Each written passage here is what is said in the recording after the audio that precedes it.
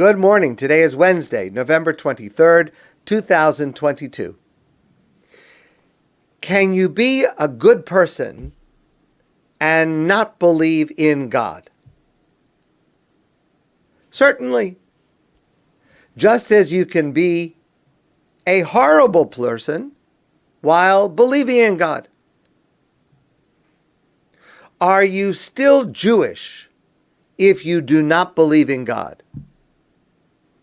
Definitely.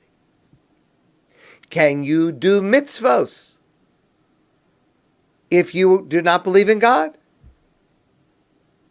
For sure. So, why believe in God? And the truth is, this question is asked today more and more, with more and more people concluding, I do not believe in God.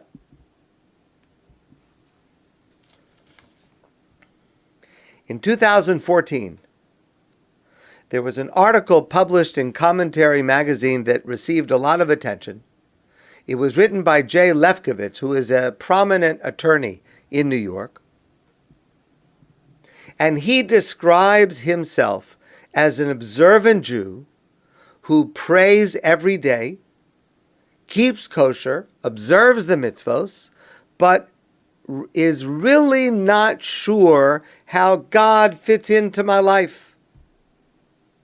And he argued in this article that many Jews, particularly many Jews who identify as modern Orthodox, would more aptly be called social Orthodox. That's the term that he coined, meaning they're committed to leading a life based on halacha, Jewish law, but they are less sure that the Torah is the literal word of God, or of where they land on the question of faith in God. Jay Lefkowitz is describing a real and growing phenomenon, and it is clear to me that although the belief that the Torah, as we have it, was clearly transmitted by God to the Jewish people, is the belief of the bulk of the Orthodox world, including modern Orthodox Jews. But I believe, along with Lefkowitz, that the disagreement with that statement is growing. I think there are many Jews who call themselves Orthodox and don't believe, for example, that God actually cares what I eat, what I put in my mouth.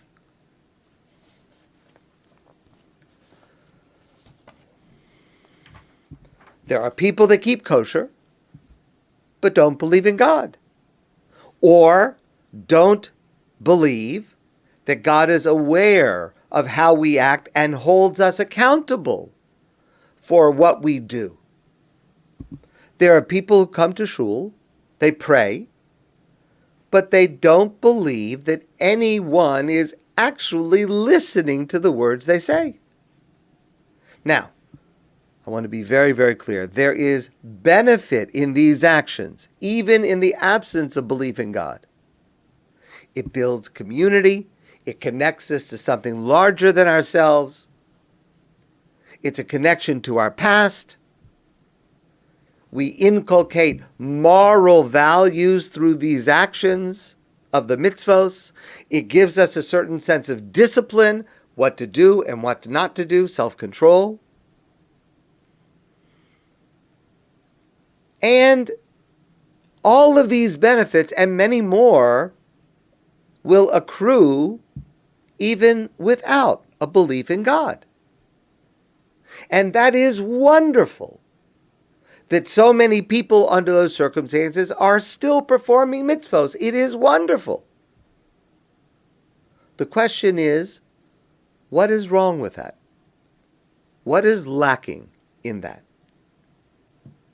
After all, doesn't Judaism emphasize action over belief. If a person's actions are in accordance with Jewish law, what do we care if they do not have a belief in God? So first, let me address this last comment.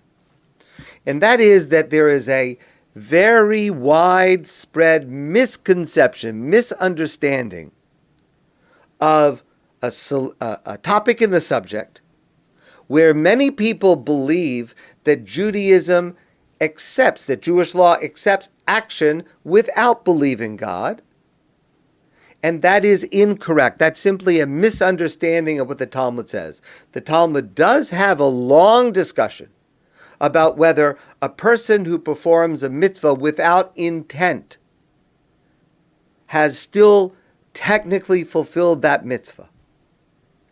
But that refers to a person who goes through the technical actions of the mitzvah, but without emotionally tuning in to why I'm doing the mitzvah. For example, a person on the first night of Pesach swallows a piece of matzah, but they did not think to themselves, I'm doing it because it is reenacting the Passover story, connects me with the slavery, connects me with the freedom. I'm doing it without that internal awareness. Is that still considered a mitzvah? And the answer is yes. As long as a person did the action, it's not an ideal mitzvah. A person should be aware of the significance of the layers of meaning, but minimally a person has fulfilled the obligation as long as they chew and swallow a piece of matzah on the first night of Pesach. But that has nothing to do with a person who does not have a belief in God. A person who does not believe that by doing this action I am fulfilling a mitzvah that God commanded me to do. Belief in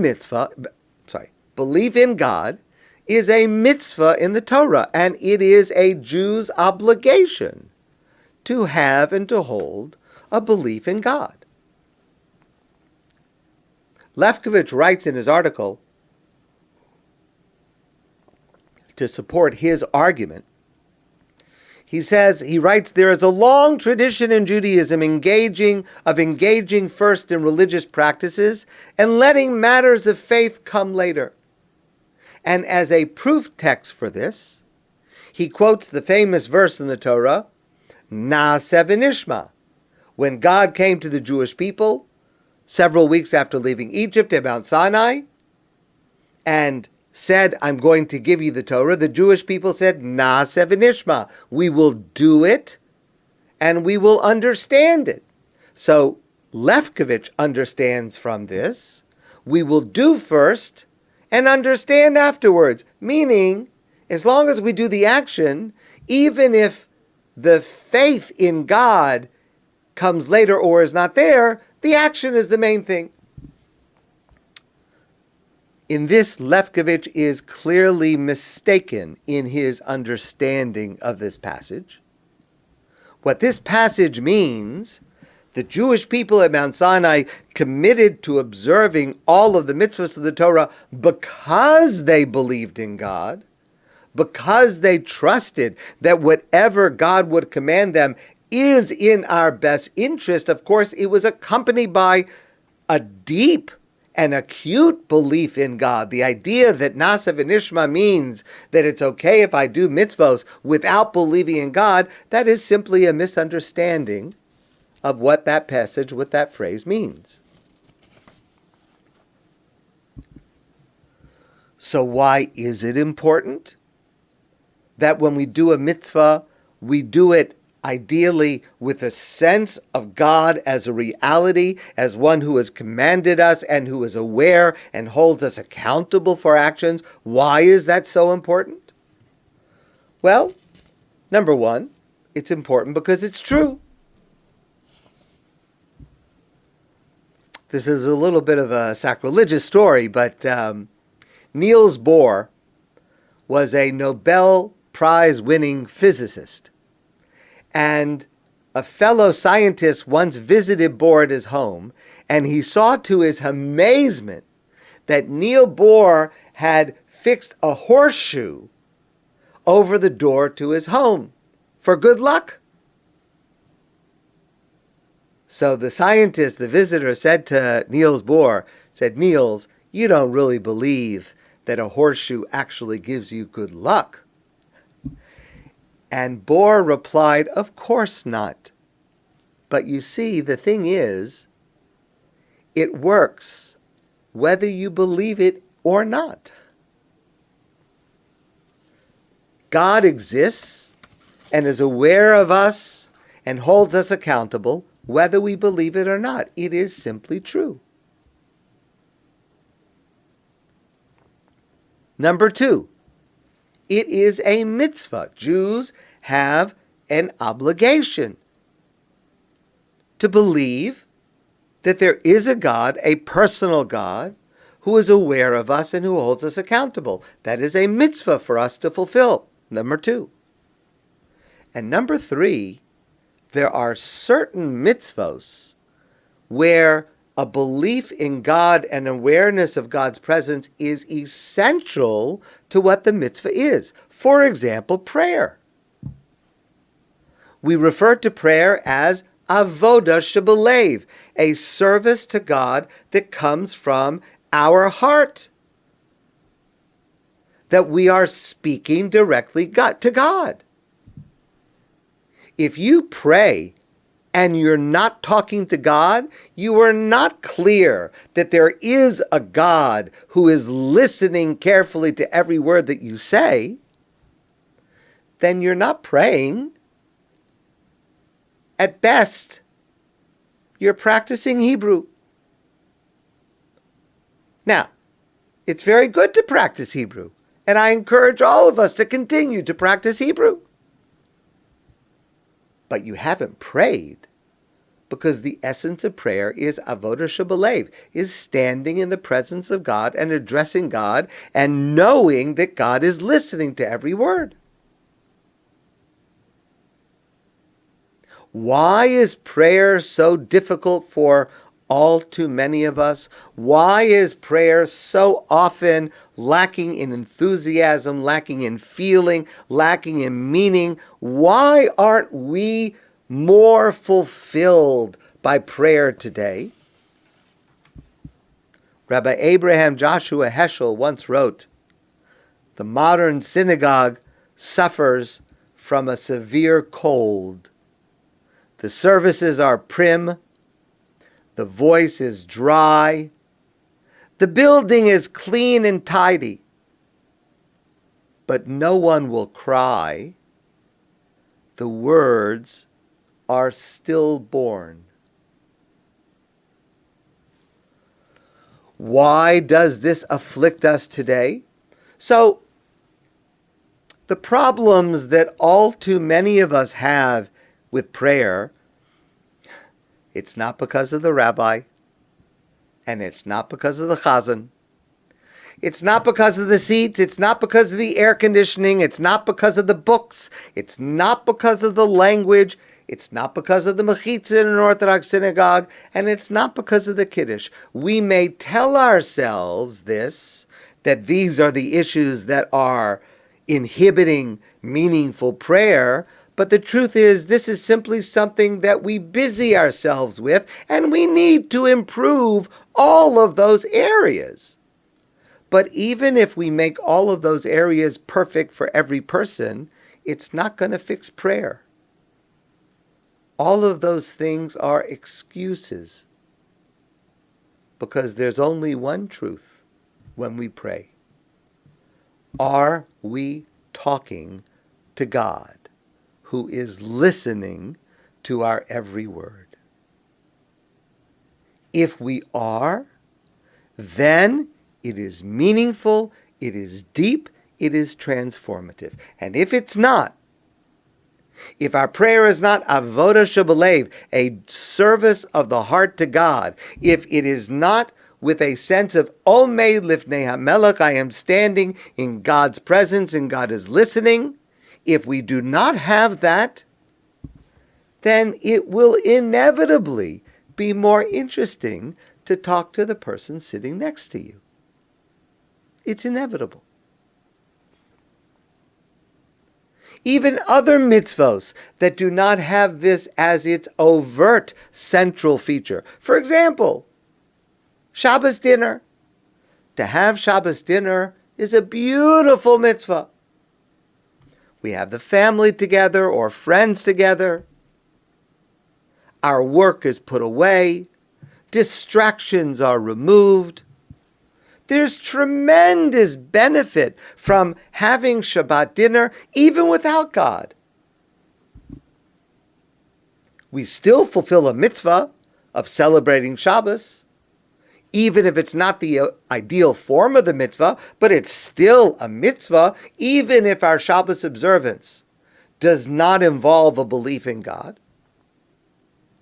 But when I engage in Shabbat dinner with a sense of awareness of God's reality, with a sense of a feeling of love of God and reverence for God, then when I engage in Shabbos dinner, it's not only a beautiful meal, surrounded by people I love, having a very good time and refreshing myself by removing all kinds of distractions, I also am becoming God's partner.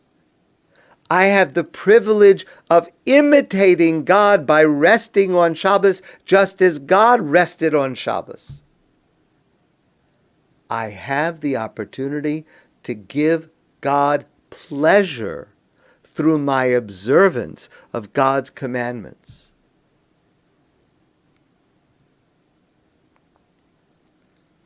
What difference does it make? Well, it will mean that the actions that I do to observe Shabbos will be much more deep, much more meaningful. It means that I will be doing the same observance of Shabbos in private as I do in public. Because I'm not just doing it in a situation where other people see me, even if I'm alone, but I still have an awareness of God, and my observance of Shabbos has exactly the same significance as if I'm in a crowd of people. It means that my observance will be more consistent. It's not that, this week I'm deciding to observe Shabbat, I'm having a Shabbat dinner. No, if it's God, if it's without God, well, 1 week I have guests, 1 week I don't have guests, 1 week I have a special dinner, another time I don't have a special dinner. But if it's with God, then I'm always with God, even if I'm alone. The significance of observing Shabbos has exactly the same significance as if I'm in a large crowd.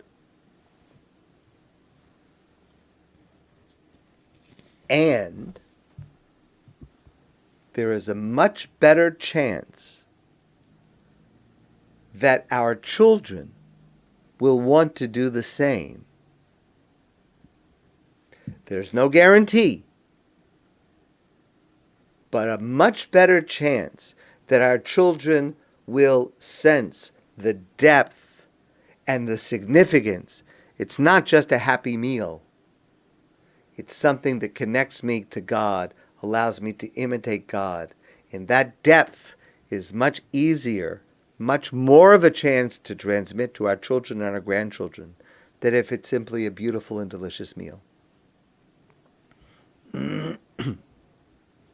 I don't think, for most of us today, that the issue of belief in God is, are we persuaded by the philosophical questions of God's existence or involvement and the philosophical proofs?